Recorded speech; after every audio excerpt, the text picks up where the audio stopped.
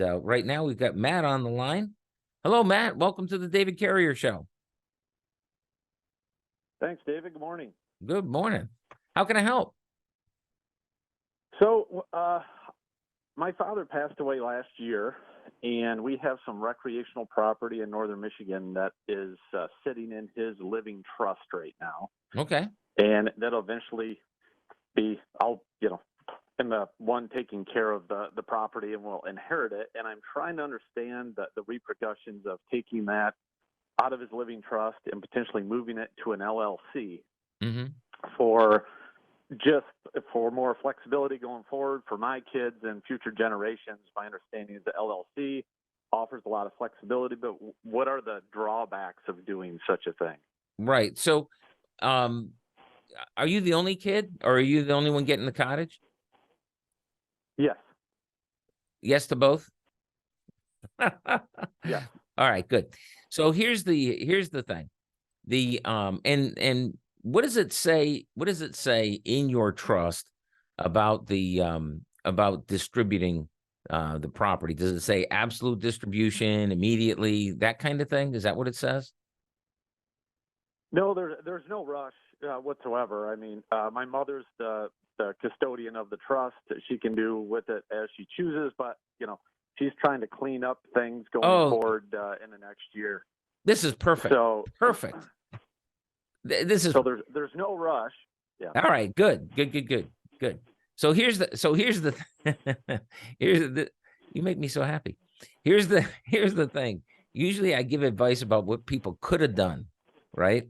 And it's like, oh, you can't do this anymore. But mom's alive. She has control of the trust. Perfect. You can do this. You can do what I'm about to. You don't have to, obviously, but here's the thing. Most of the time when someone passes, they say, well, give my stuff to the kids, give it to whomever, right? It's just an outright, here you go. Here's what I have for you. Well, that's fine. But first of all, usually the way the trust is set up, it has to pay the bills of the person who died, which maybe there aren't any, but it doesn't matter. It says that. And then give whatever's else to my kid. Boom, give it to him. The problem with that is that the world is the kind of a place where bad things happen. Now, you're happy, healthy, doing fine. Everything's wonderful. Okay, great. Well, is it always going to be doing fine on top of the world? Wonderful. I hope so. But that's not the way the world that I live in works. The way I see things is sometimes things go sideways. Sometimes there's bankruptcy. Sometimes there's economic turmoil that leads to economic difficulties. There's all kinds of things that happen, right? So at the first, before we even talk about the LLC, and we'll get there, we will absolutely get there. But before we talk about the LLC, let's talk about how Matt gets the cottage. And the answer is the way everybody does it is like the worst thing possible. And you're lucky because there's only one of you. If there were several, what they do is they deed it out to everybody, which is absolute chaos. It almost guarantees kids at each other's throat. Okay, good. You don't have to worry about that. So the governance thing is not an issue.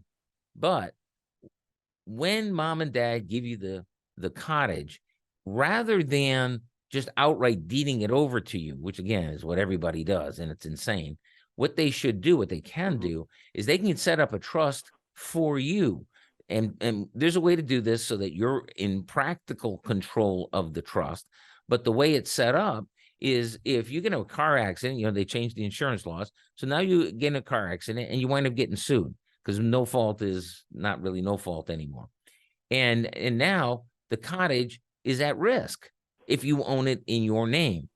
Same way with the LLC. You put the cottage in the LLC, right? That doesn't protect you when you get in the car accident or the long-term care or the bankruptcy or the whatever else happens in life. You co-sign your kids' student loans and now they're a barista and now the federal government wants to get paid back and all that.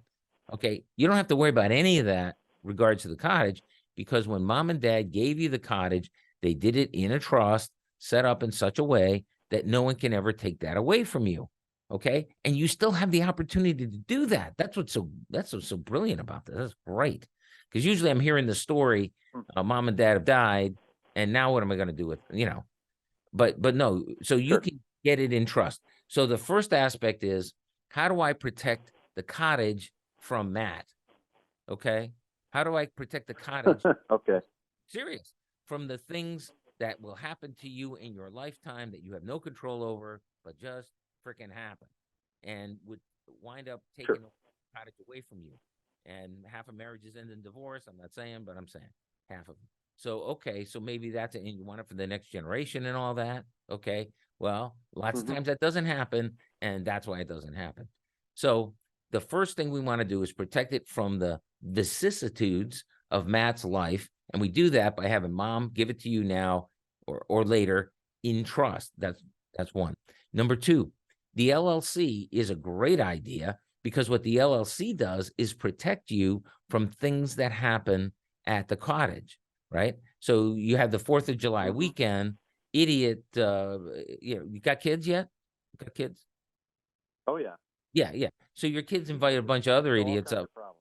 Yeah, they blow their fingers off.